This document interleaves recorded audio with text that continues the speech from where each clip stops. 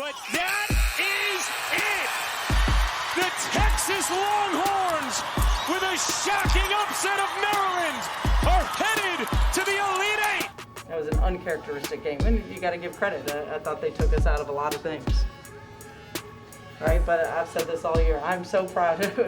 When you go back in your career, you're going to go back and you're going to reflect on what you guys did during a pandemic. Yeah, I mean, I'm so proud of these girls. They came out all season and fought, and I think our inexperience did show tonight. This is the first time that they've had, the big lights on them for, a lot of our team. But I think that's great exposure. I mean, you need that, and you need those moments. So really proud of how they fought tonight.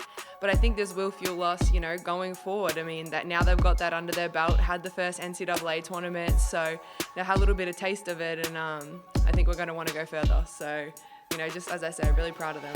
I can't say enough about our team's resiliency, to be able to get to the finish line. When they go through something really hard, they're going to circle back to, the resiliency and the flexibility that they had when there were so many things that they couldn't change, and they had to go with it, and they showed their mental toughness. Now that Chloe and Katie are unfortunately technically no longer part of this team, I mean, what kind of fight do you think that they showed in their final game as it's hurt? Yeah, well, hopefully they'll both come back. Everyone gets the additional year. They were the pulse of this team. I can't say enough about either one of them. What a huge addition they were for our team and for our program. And, it hurts, because, we wanted to be able to send them even further. But as I said, I mean, I take my girls every day of the week, twice on Sundays. It's exciting to think about next season. I mean, there are no guarantees, but what I love about this team is their culture.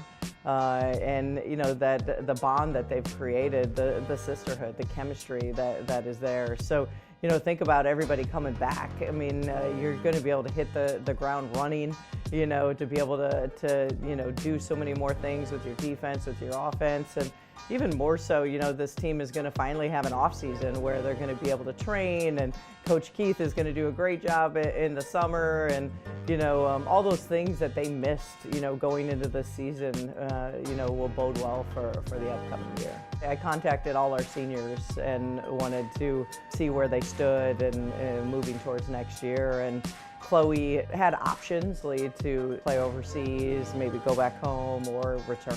When we spoke, she was really motivated about, what this team could do next season. And then Shanice, has been through so much, 3 knee injuries, will graduate in May, has a lot of options, could be a grad transfer, but shared with me that she's excited to, continue hard through the rehab and come back and help this team. Cheyenne Sellers is a really versatile, dynamic guard, like a young Diamond Miller, coming in. Competitive and aggressive, and, gonna want to come in and help this team in any way. Emma Chardon is from Switzerland. So excited about her. She's 6'2", 6'3", a lengthy, athletic forward. She's going to be an incredible addition to our team. Only one other time have I had this much talent come back, and that was the 2016. After they won the national championship, all 5 starters were returning. I think the difference now is I was a young coach not knowing what to expect coming off of that. I'm much older and wiser at this point, so very much prepared for what lies ahead.